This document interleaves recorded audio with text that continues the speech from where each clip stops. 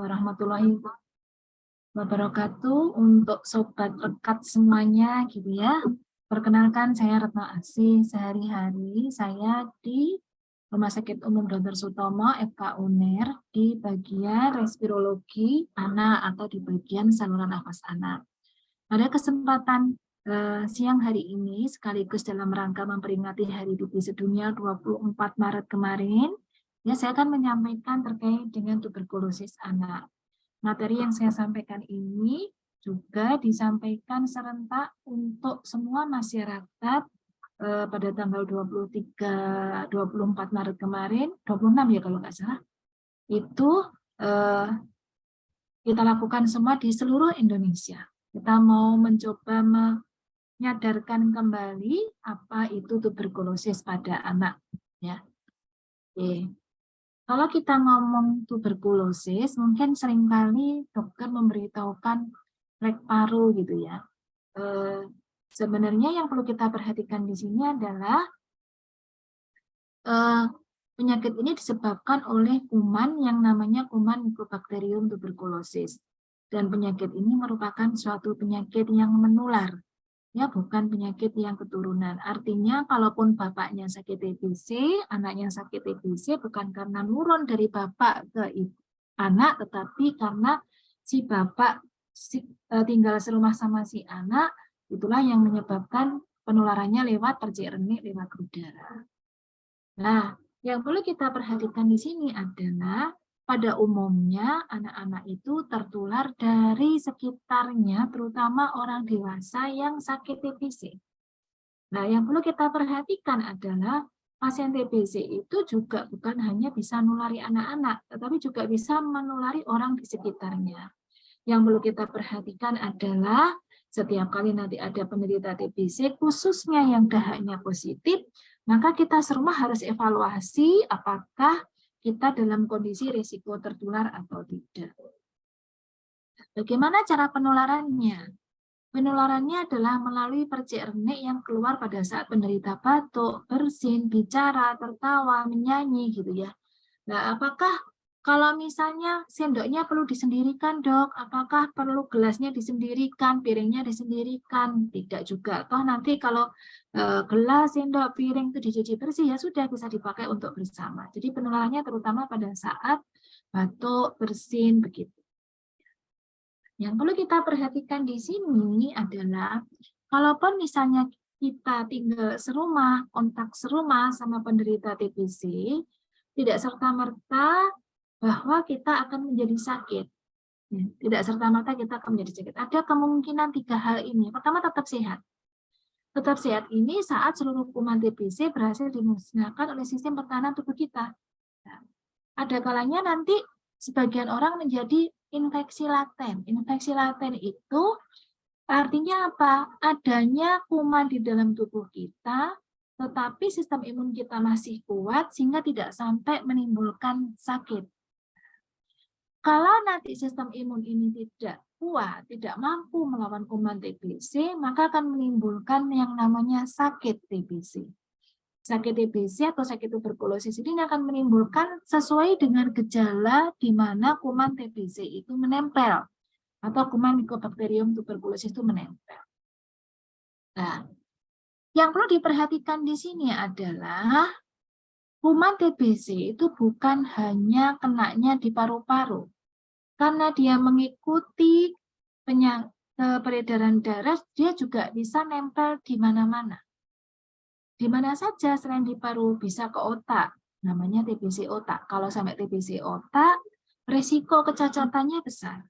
Bisa di tuberkulosis pada kulit, bisa tuberkulosis tulang, yang sering adalah tulang belakang dan tulang sendi lutut. Itu yang paling sering, sama tulang sendi di paha, bahaya gini ya.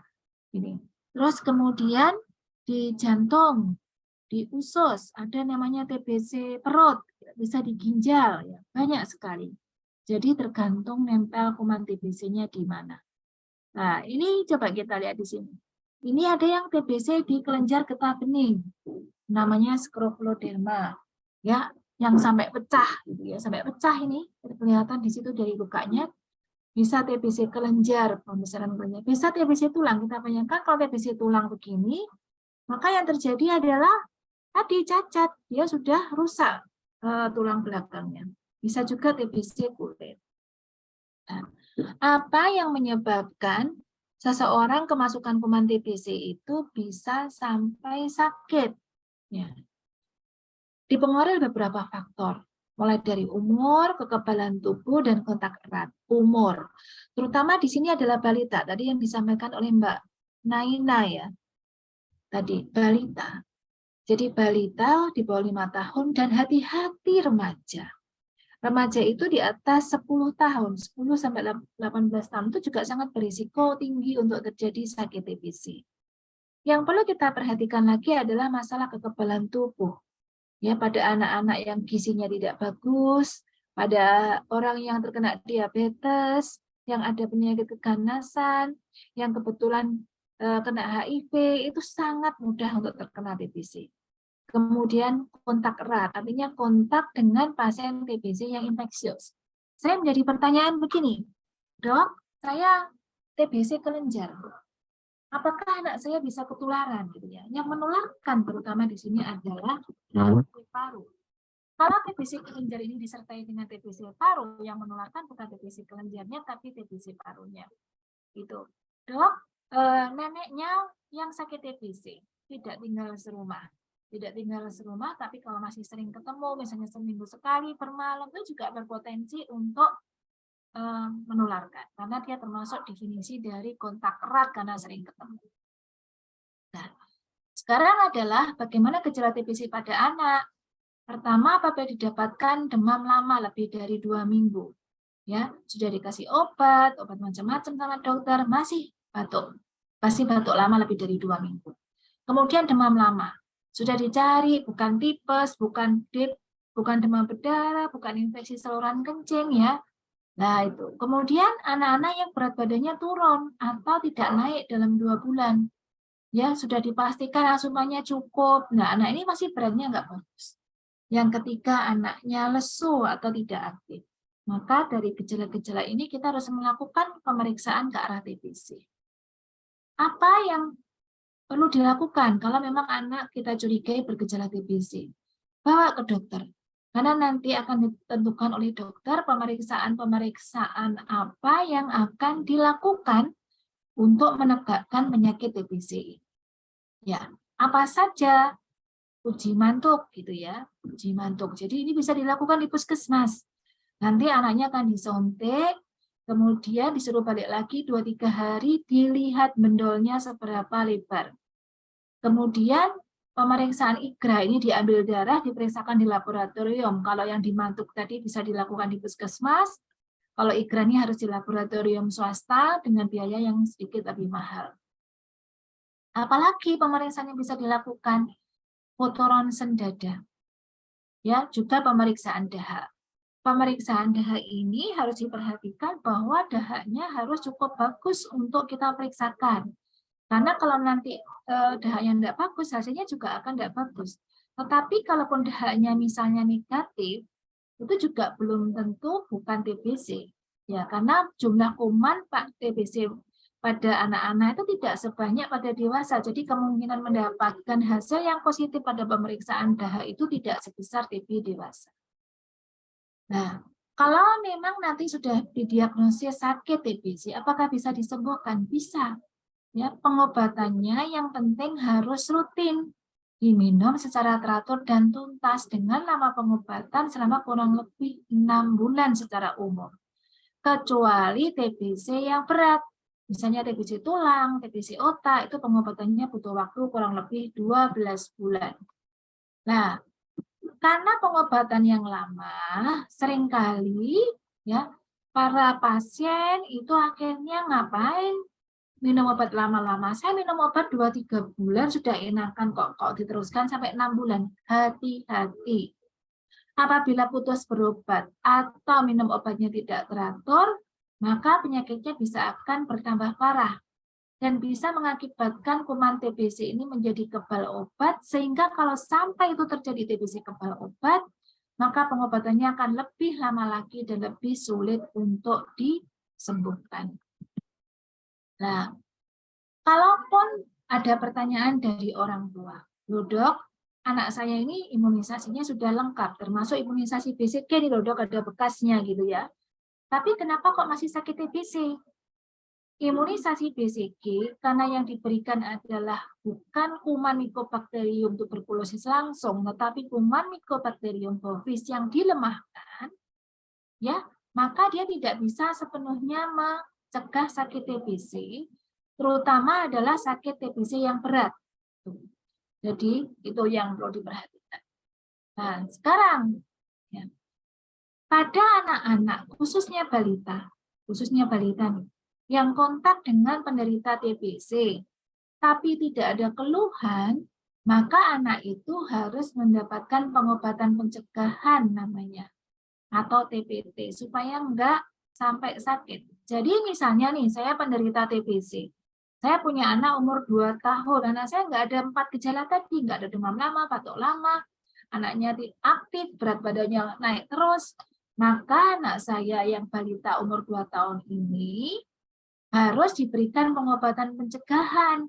Mumpung dia nggak sakit, supaya nggak sampai terjadi sakit. Karena pengobatan pencegahan ini akan lebih menguntungkan. Pertama, obatnya lebih sedikit, dan waktunya lebih pendek. Bisa diberikan dalam waktu kurang lebih 3 bulan. Kalau tadi pengobatan TBC kan 6 bulan. Ya.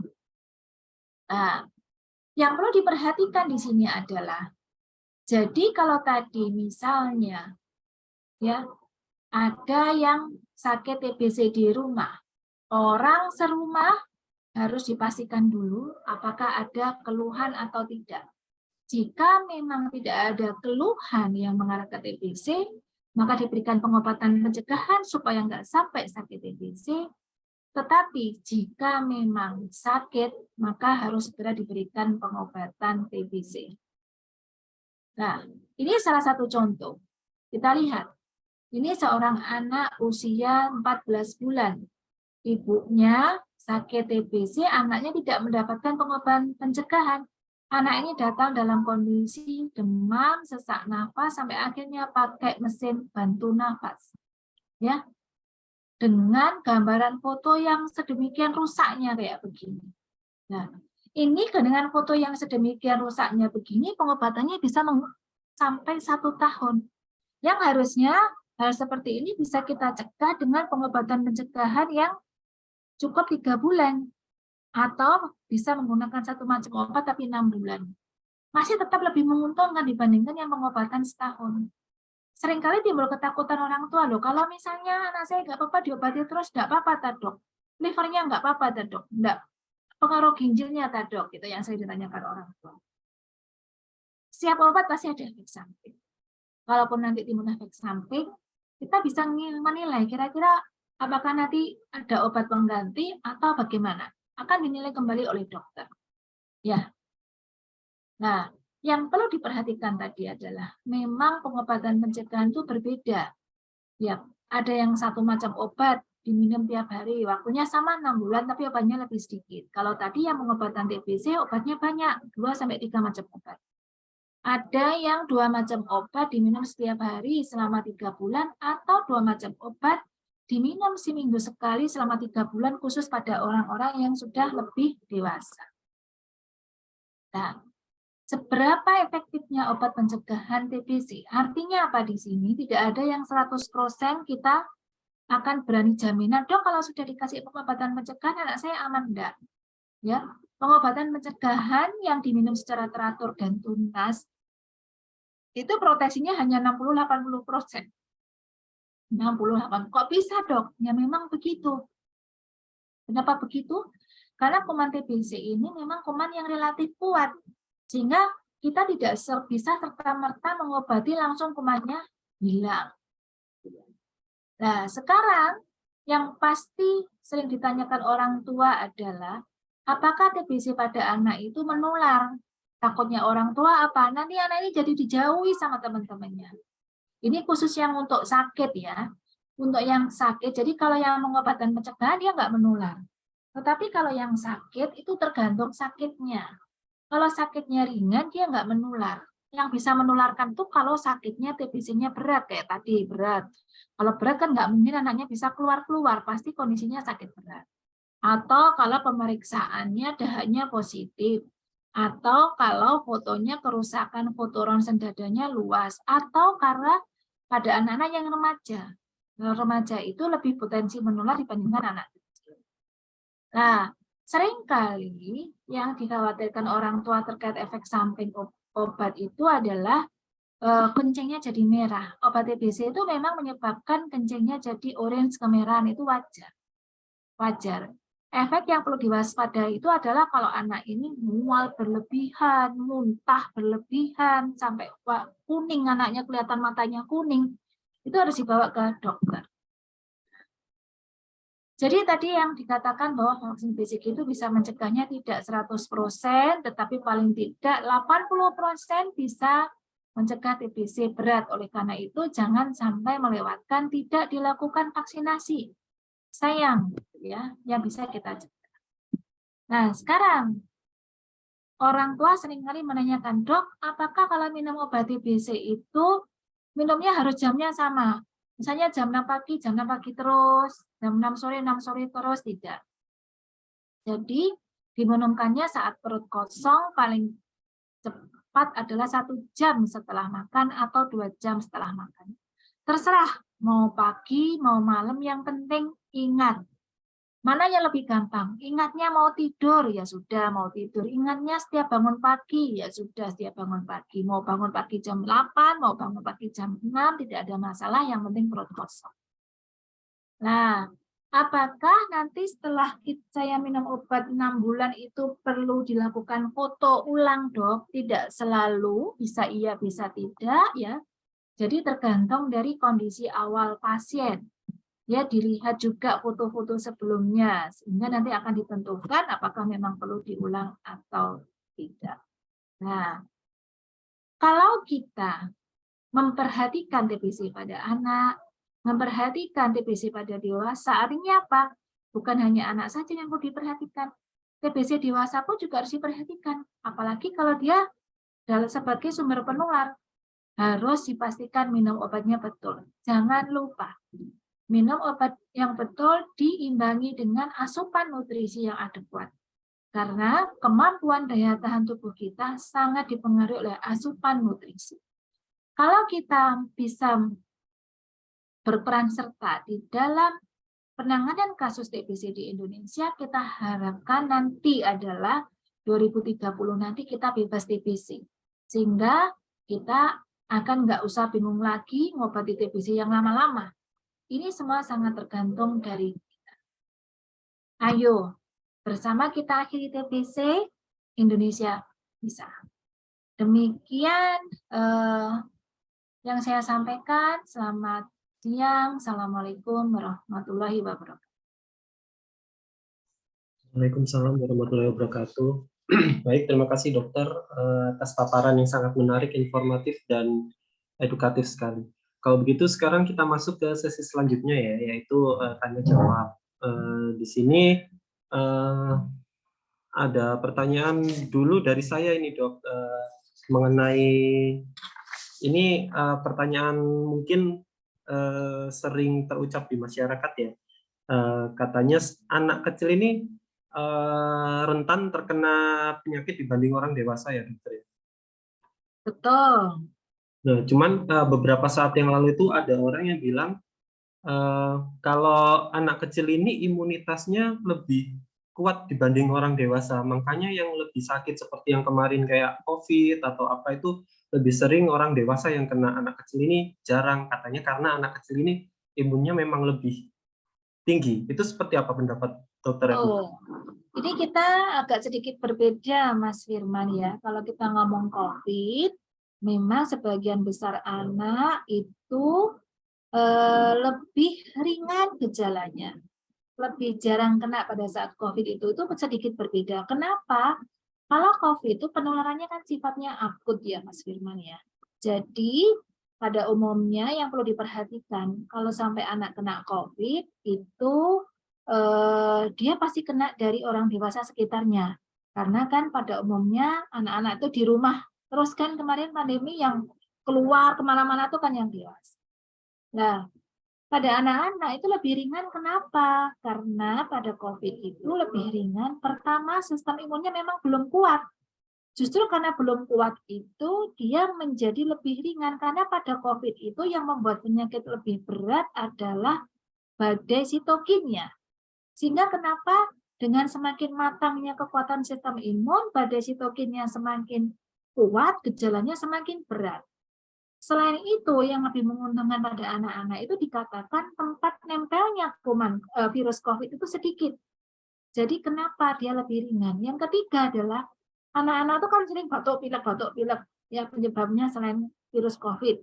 Nah itu ternyata juga lebih menguntungkan pada saat COVID. Karena apa? Dia masih ada cross antibody. Itu yang dipikirkan. Berbeda dengan TBC. Sama-sama sistem imunnya belum kuat, karena sistem imunnya belum kuat, inilah yang membuat TBC menjadi lebih berat. Tadi yang saya katakan, kalau balita, nanti kalau sampai kena TBC, khususnya yang usia 2 tahun pertama yang paling besar risikonya, bisa ke otak, bisa ke paru berat. Kemarin saya mendapatkan kasus Mas Firman, ya anak umur 3 bulan, keluhannya sesak kurang lebih sekitar 3-5 harian. Anak ini sudah batuk kurang lebih sejak umur 1,5 bulan. Ya, hanya dikasih obat batuk, bawa ke bidan dan lain sebagainya sampai anak ini akhirnya sesak. Ternyata adalah TBC paru berat seperti yang saya lihatkan di fotonya kasusnya Kiara tadi. Apa yang terjadi ternyata? Anak ini ya, serumah sama ibu, bapak sama kakaknya usia 3 tahun. Dia penularnya bukan dari rumah, tapi ibunya ini kerja, dititipkan ke tetangga, di mana tetangga ini ternyata adalah penderita TBC. Nah, karena sistem imunnya belum kuat inilah yang akhirnya membuat dia manifestasinya menjadi TBC berat. Sehingga akhirnya apa? Sampai anak ini nggak tertolong loh Mas Firman. Di rumah sakit itu hampir 1 bulan. Itu penjelasannya Mas Firman. Oke, baik. Jadi memang benar ya, untuk TBC sama COVID ini memang berbeda ya dokter ya? Berbeda, betul. Baiklah, kalau gitu ini ada lagi dokter, pertanyaan dari saya. Saya ini kan juga penyintas TB ya dokter ya. Nah, pada saat saya waktu itu melakukan pendampingan salah satu pasien saya dokter di puskesmas. Nah, di puskesmas itu kan ada poster bertuliskan vaksin BCG. Nah, itu saya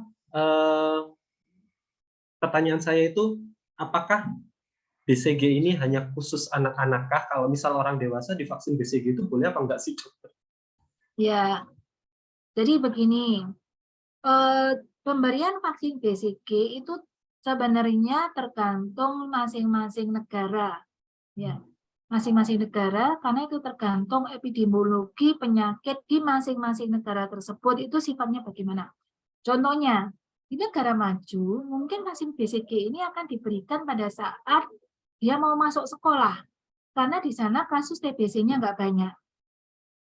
Nah, kalau di Indonesia, karena Indonesia itu nomor 3 sedunia kasus TBC-nya, maka sebelum anak ini keburu dapat kuman TBC dari luar, dia harus segera diberikan vaksin secepat mungkin. Oleh karena itu batasannya adalah maksimal 2 bulan, Mas Firman. Kalau misalnya nih, ada yang telat, loh dok, saya punya pasien itu usia kurang lebih sekitar berapa tahun, ya gede waktu itu, mungkin 6 tahunan. Akhirnya ibunya mau vaksin BCG, belum sempat divaksin BCG, saya harus membuktikan, ini sudah kemasukan kuman TBC atau belum. Nah, nanti kalau sudah kemasukan TBC dari luar, kan saya nggak ada guna. Nah, membuktikannya bagaimana? Dengan tes tuberkulin atau IGRA tadi. Kalau nanti memang, ya, kalau memang nanti tes tuberkulinnya adalah negatif, baru boleh di BCG. Kalau sudah positif ya nggak perlu, tinggal kita mencari kira-kira anak ini ada keluhan atau tidak. Gitu. Oke, baik. Kalau gitu ini ada pertanyaan dokter dari penonton ini. Izin bertanya dokter, apakah aman jika anak yang sedang pengobatan TB paru mengkonsumsi madu? Terima kasih. Boleh. Tidak ada kontraindikasi makanan, minuman apapun dalam pengobatan TBC.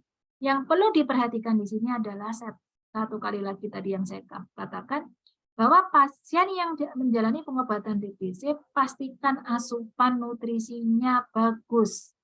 Dulu Mas Firman, mungkin Mas Firman belum menjalani ya, saya masih sekolah apa ya dulu awal-awal FK tahun 90-an itu ya. Setiap pasien TBC itu dulu tuh ada istilahnya lungsumnya itu dikasih susu apa gitu ya, sekarang kan enggak ya. Nah, itu tujuannya apa? Untuk memperbaiki asupan nutrisi. Selalu yang saya tekankan ke pasien, ya. Kalau misalnya protein hewaninya harus pasti. Susu lebih baik. Protein hewani ayam mahal telurnya gitu ya. Telurnya paling tidak setiap hari itu harus ada asupan protein hewani. Itu jadi Madu kan juga cukup bagus Mas Firman ya. Asal madunya betul bagus itu merupakan sumber nutrisi yang luar biasa. Ya. Ya, jadi nggak ada pantangan khusus ya untuk Nggak ada. Boleh. Baik, selanjutnya ini ada pertanyaan dari Facebook, Dokter.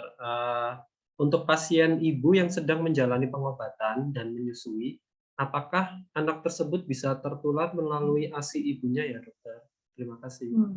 Ya. Jadi penularan TBC melalui ASI itu nggak ada, Mas Firman. Tadi yang terutama adalah melalui percik renik. Jadi pada saat ibunya netei sambil ngajak ngomong, ya dan lain sebagainya, nah itu yang menularkan. Tapi yang harus diperhatikan adalah kalau ibunya ini TBC kebal obat, ya itu nggak boleh netei langsung, Mas Firman, ya sampai si kuman TBC-nya si ibu ini dinyatakan negatif. Kalau TBC-nya masih sensitif obat, pertimbangkan selama dahaknya masih positif, gunakan masker bedah paling tidak. Boleh netei langsung, ya, boleh netei langsung. Tapi kalau TBC-nya kebal obat, lebih baik ASI perah, ya. Kalaupun misalnya merah pun juga harus dipastikan ini bagus maskernya. Sedikit berbeda kalau kebetulan si ibu ini hamil kena TBC.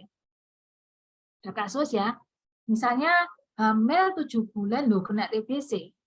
Maka anak ini potensi tertular TBC-nya itu bukan dari ASI-nya, tapi melalui cairan ketuban, melalui aliran darah sejak di dalam kandungan itu sudah berisiko untuk terkena TBC. Gitu. Jadi tetap netei boleh, ya tapi khusus untuk kebal obat pastikan tadi. Oh, oke. Baik, Dokter ini ada lagi pertanyaan. Apakah ada alternatif lain dalam pengobatan TBC yang dialami oleh balita jika jangka waktu pengobatannya lama? Karena seperti yang kita ketahui bahwa menjalankan pengobatan pada balita ini cukup melelahkan bagi orang tua dan juga anak. Iya, ini betul. Saya menyadari pengobatan TBC itu pengobatan yang lama. Dulu zaman saya sekolah ngambil spesialis, pengobatan TBC itu 9 bulan. Awal-awal tahun 99, Mas Firman. Ya, 9 bulan, kemudian memendek menjadi 6 bulan. Nggak ada lagi yang lebih pendek, Dok, sebulan apa rong minggu gitu ya. Nggak ada. Ya, kenapa kuman TBC itu pengobatannya butuh waktu lama, apalagi TBC yang berat. Karena kuman TBC itu tipe-tipenya tuh banyak, Mas Firman. Kenapa akhirnya obatnya juga harus banyak. Ya. Dan kalau kita mau pengobatan yang relatif kita tanda kutip mensterilkan kuman di dalam kuman TBC di dalam tubuh kita itu memang butuh waktu lama dan butuh waktu butuh obat yang banyak. Perjuangan luar biasa. Cuma sekarang sebenarnya ada sudah formulasi obat yang lebih menguntungkan. Dulu awal-awal saya ngambil spesialis ada namanya obat Kombipak ya, Mas Firman. Kombipak itu obatnya dipaki kayak di sase gitu ya. Tapi isinya obatnya tuh banyak. Ada 5 macam obat untuk anak berat 10 kilo. Nah, ya tuh harus gerus. Ini. Sekarang ada namanya obat KDT. KDT itu obatnya kalau anaknya 10 kilo cukup 2 tablet. Nggak usah digerus, dilarutkan air gitu aja, dia kayak effervescent gitu sih, nggak diuyak-uyak gitu sudah. ditaruh di air, digoyang-goyang, sudah bisa diminumkan langsung. Rasanya juga tidak terlalu pahit. Nah, kalau TBC kebal obat, ya Mas Firman, dulu ada yang injeksi terus berapa bulan Mas Firman? Ya bisa sampai 6 bulan gitu ya, 6 bulan diinjeksi. dulu saya, dokter. Nah, 6 bulan toh. Sekarang obat TBC kebal obat sebagian besar adalah regimen yang bisa pakai obat minum. Dan jangka waktunya lebih pendek. Ada yang bisa 9 bulan. Kalau dulu TBC kebal obat rata-rata 18 bulan ya Mas Firman ya. Nah, itu. Jadi itu tadi. Intinya di sini adalah ilmu pengetahuan itu akan terus berkembang. Ada wacana pengobatan TBC ringan itu bisa 4 bulan nanti rencananya.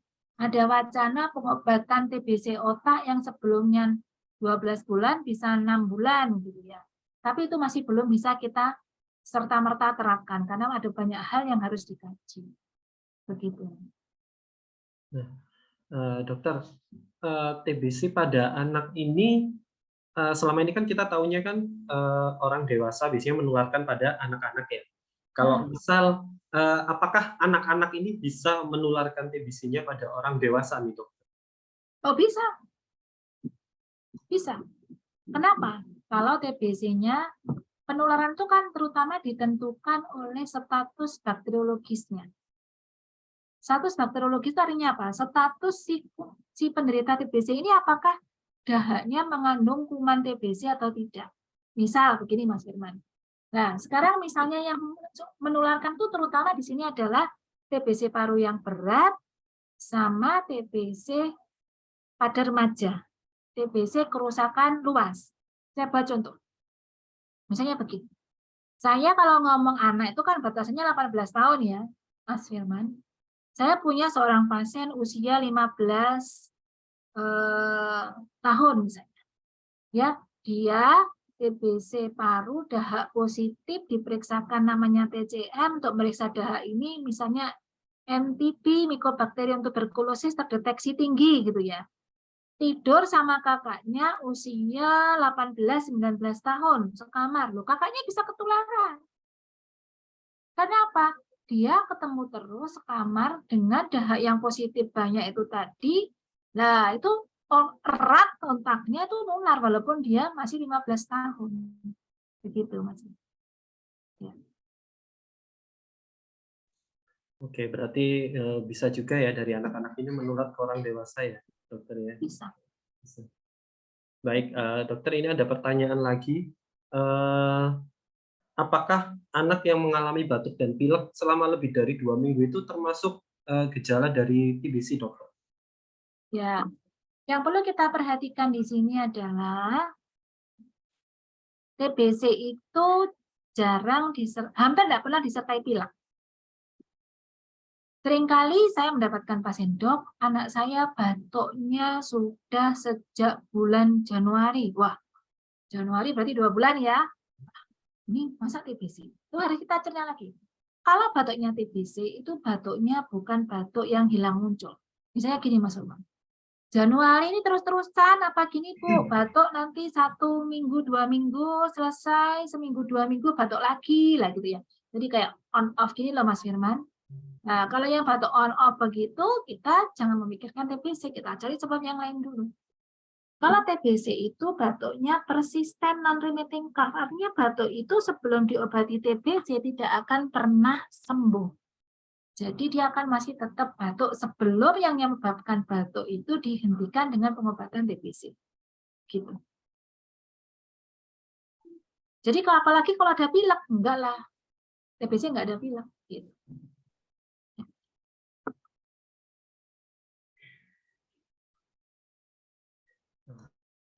Baik, pertanyaan lagi dokter. Nah, jika pada anak yang positif TB ini sudah menjalankan pengobatan selama 6 minggu, apakah TBC tersebut akan mempengaruhi tumbuh kembang anak tersebut, dok?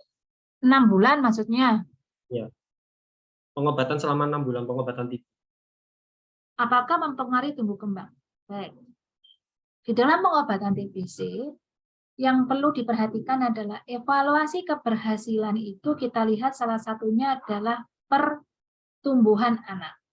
Kalau dia dengan pengobatan itu beratnya naik, aktivitasnya anaknya membaik, nggak lagi lesu, berarti pengobatan kita justru berhasil.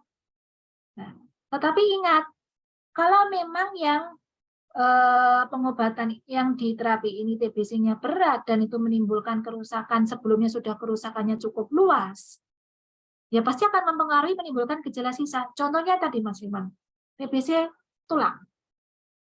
TBC tulang itu kalau diobati walaupun 12 bulan, itu kan tulang yang rusak kita nggak bisa mengembalikan ke normal.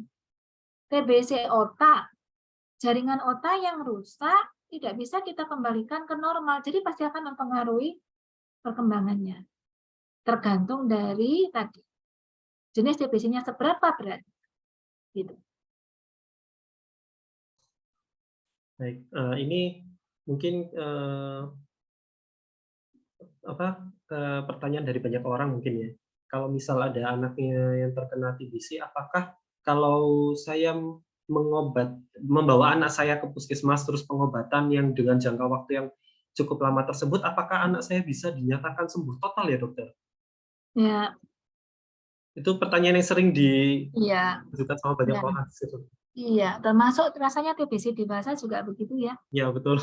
Ya, seringkali timbul pertanyaan, dok, saya sudah minum obat ini 6 bulan, saya sudah minum kena pengobatan, misalnya TB kebal obat 18 bulan gitu ya. Apakah ini bisa sembuh total? Kita ini luar biasa, istilahnya kita harus menghargai kuman TBC ini. Ini ciptaan Gusti Allah yang luar biasa hebatnya. Kenapa? Coba kita lihat ya. Kuman TBC itu sudah ditemukan lebih dari 100 tahun yang lalu. Obat-obatan yang digunakan itu ya sudah lama-lama obatnya itu aja. Kenapa kok kita ini nggak bisa menghilangkan kayak misalnya cacar apa smallpox gitu ya, smallpox cacar itu yang cacar itu kan begitu ada vaksin sudah hilang. Nah itu karena sifat kuman TBC ini. Ada namanya kuman yang dorman. Dorman itu sembunyi, dia nggak metabolisme, dia metongkrong, ya. Di mana kuman ini nggak bisa disentuh dengan obat karena dia tidak lagi metabolisme. Oleh karena itu, kalau misalnya setelah pengobatan pun mau 10 bulan, mau 9 bulan, 12 bulan, itu kuman ini tetap masih ada yang tidak akan menimbulkan masalah kalau sistem imun kita kuat. Jadi tidak ada namanya 100% TBC ini akan selesai. Ya, seperti tipes diobati 2 minggu selesai gitu. Bisa muncul lagi TBC itu. Cuma muncul lagi ini sangat jarang khususnya pada anak-anak. Kalau sampai mau diobati TBC yang kedua kalinya, ketiga kalinya gitu ya. Ini harus dicari dulu kenapa kok sampai ini kambuh. Misal nih, saya penderita TBC, saya orang dewasa. Kalau saya mulai gejala timbul lagi, saya harus dicari ini kenapa? Sistem imun saya berarti nggak bagus nih. Saya diabetes nggak? Saya HIV nggak? Nanti tahu-tahu TBC kebalutan. Begitu juga pada anak. Nggak gampang banget kambuh, tetapi bisa kambuh. Dan kalau kita muncul lagi gejala TBC, harus dicari mengapanya. Gitu, Mas. Ya dokter, kadang kalau ngelihat saya sendiri sebagai pendamping pasien sih ya, pernah ngelihat ada anak kecil minum obat TB yang kebal obat, yang resisten obat itu ngerasa kasihan banget karena mereka harus pasti umur segitu harus ngerasain obat yang memang ada efek sampingnya seperti itu dokter. Iya, betul. Baik, dokter sebelum kita akhiri bincang-bincang siang hari ini, mungkin ada pesan-pesan dari dokter Retno untuk ibu-ibu di luar sana yang mungkin punya anak-anak yang masih kecil, dokter, supaya tidak Iya, terkena TBC. ya. Jadi yang perlu kita perhatikan di sini adalah pertama, TBC itu suatu penyakit yang bisa kita cegah. Itu ya, Mas Firman, bisa kita cegah. Dengan bagaimana? Pertama dengan vaksin BCG. Ya, itu pencegahan pertama. Yang kedua, bisa kita cegah bagaimana? Dengan pada saat anak ini atau ada penderita TBC di rumah, maka yang sakit ini harus segera minum obat secara rutin. Yang kontak serumah yang tidak sakit, apalagi khususnya anak-anak, harus dicekkan ke dokter. Kalau memang nanti nggak sakit, akan diberikan namanya pengobatan pencegahan. Supaya rantai penularan ini akan berhenti di situ. Nah, kemudian, ya, kalau ada gejala yang tadi saya sebutkan, ya, segera obati. Ya, dan rutinlah minum obat. Karena apa? Dengan rutin minum obat, maka kesembuhan itu akan lebih baik dan kita mencegah terjadinya TBC kebal obat. Nggak enak banget kan kalau kena TBC kebal obat? Ya kasihan loh kalau ngeliat ada TBC kebal obat, obatnya banyak ya Mas Firman? Banyak sekali tuh. Iya, dan efeknya juga pasti akan lebih banyak dengan tambahnya obat. Dan itu bisa kita cegah. Ya. Oke, baik. Nah, terima kasih Dr. Retno. Jadi itu tadi adalah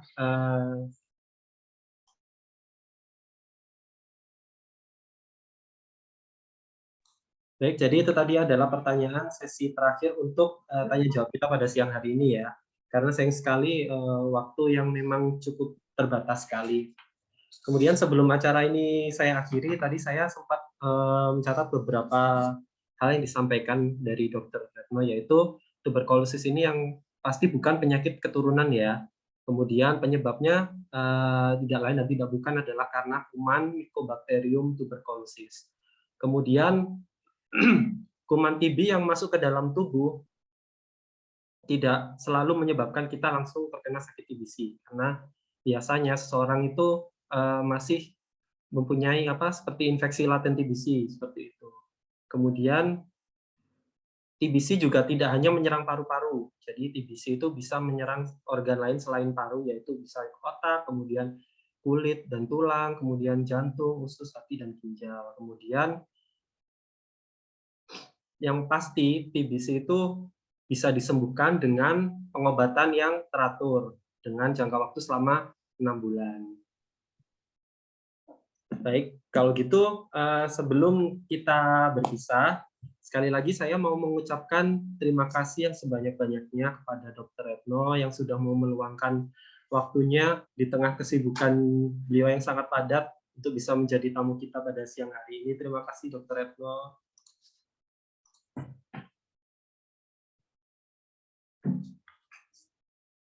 Baiklah, kalau begitu sekian dari saya. Mohon maaf apabila saya ada salah kata atau perbuatan selama live berlangsung. Kalau begitu saya langsung kembalikan saja kepada host kita, Mbak Naina. Silakan Mbak Naina. Baik, terima kasih banyak Dr. Retno dan Kak Firman yang sudah membawakan acara bincang-bincang hari ini dengan sangat baik. Pemaparan materi yang sudah disampaikan oleh Dr. Retno sangat menarik dan informatif. Jawaban yang sangat membantu untuk sahabat rekap yang butuh pencerahan nih mengenai TBC anak yang dibahas hari ini. Tapi sayangnya kita harus berakhir untuk hari ini. Semoga sahabat rekap bisa mendapatkan manfaat setelah mengikuti acara Waras KB Show dan makin gak sabar untuk tema-tema selanjutnya yang akan dibahas di acara Waras KB Show. Jangan lupa follow Instagram @rekap4indonesia, Facebook Rekat Peduli Indonesia, YouTube Rekat Peduli Indonesia, Twitter @rekatpeduli untuk mendapatkan informasi seputar tuberkulosis. Saya Naina selaku host, Kak Firman selaku moderator, dan Dr. Retno selaku narasumber. Pamit undur diri. Mohon maaf apabila ada salah kata. Sampai jumpa kembali di acara Waras KB Show selanjutnya. Assalamualaikum warahmatullahi wabarakatuh. Waalaikumsalam warahmatullahi wabarakatuh. Terima kasih Mas Firman dan Mbak Isnaini gitu ya. Terima kasih dokter. Ya, yuk pamit ya.